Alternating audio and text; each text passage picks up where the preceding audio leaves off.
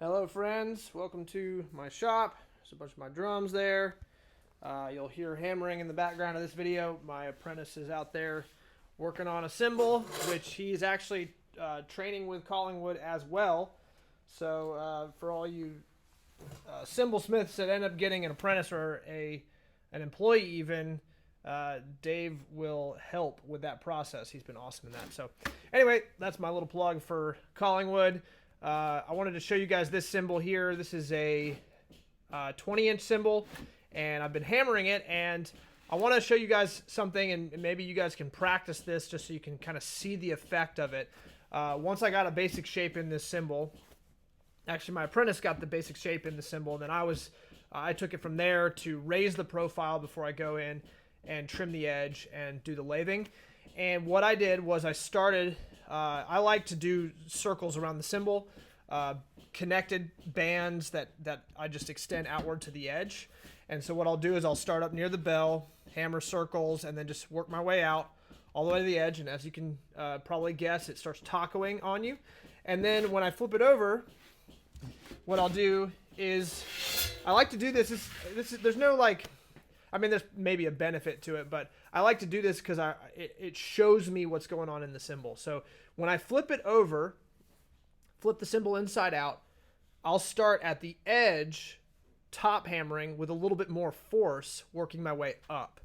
And what will happen, as you can probably see with this cymbal here, is there'll be a point which you get around here and you're doing a band that you'll see the whole center portion of the cymbal pop up. It actually like raises. And so this is a really great way of showing how the work we do, the hammering we do on the surface of the bronze affects what's above and below it to a significant degree. You don't really see it so much when you start in the center and work your way out, because all you're doing really is just pushing it out and pushing that taco shape into it like this. But when you go the reverse way, you really can get a good sense of what's happening to the bronze as you hammer the surface, right? So you can probably see some of the bigger hammer divots is my hammering that I started doing on the top. And I've only done like 3 bands, 3 connected circles all the way up to about here. And then we have it all of a sudden just poof, starts inclining, and this whole center portion is raised, almost like I'm trying to turn it into a China cymbal. So we flip it over, we can see that the curvature wants to peak right around here, and then it starts diving, right? And it's a little bit oblong, it's a little bit misshapen. When I do this, I can really see what's going on and where my tension is distributed. I know we don't like that word, but my tension, just the overall word for stiffness and looseness and the balance thereof, I can see where it is. I can see where I've got some raised portions. I can see where it's wanting to dip. And then I can, as I work my way up the cymbal, I can deal with it appropriately, and I can really accurately place my hammer strikes in order to get balance in this cymbal. So one of the things that you could do, so say I'm like right here and I want to work my way up, but what's going to happen is I do another band, this is going to raise even more, right? Because it's like I'm pushing the metal up and it's wanting to just get really strong, and it's wanting to be flipped the other way here.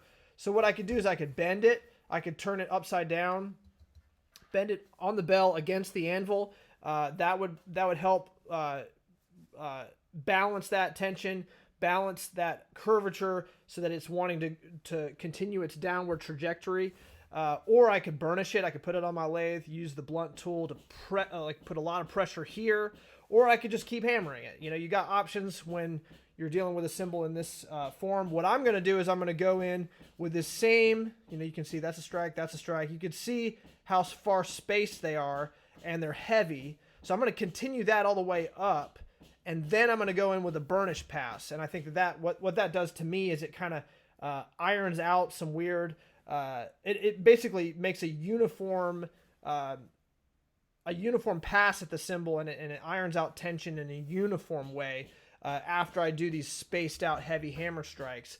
And then when I flip the cymbal the other way, it's going to be super, super strong. Obviously, that depends on what I do on the underside, but it is going to be really strong doing this process, because I'm like inviting this sense of strength up near the bell. So if all goes well and I do it properly, it'll really be strong. And when I flip it inside out, there will be nothing soft up here. There shouldn't be any tones, any weird hums that I don't like, and then it'll be off to the lathe. So let me know what you guys think. Give this a try. Give this technique a try. So again, really quickly, it's flipped the other way, right? Flip the standard way. You hammer the bottom, work your way from the bell to the edge. It starts to taco.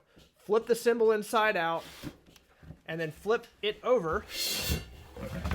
Flip it inside out and start top hammering, but work your way from the edge in. And pay attention to what happens as you start working your way up the cymbal. Do you see that strength? Do you see it start to pop up and really want to be the opposite direction? And then work your way all the way up to the bell, and then flip it back and see what you get. And let me know how that goes. Let me know what you think, and keep an eye out for the next video. See you guys.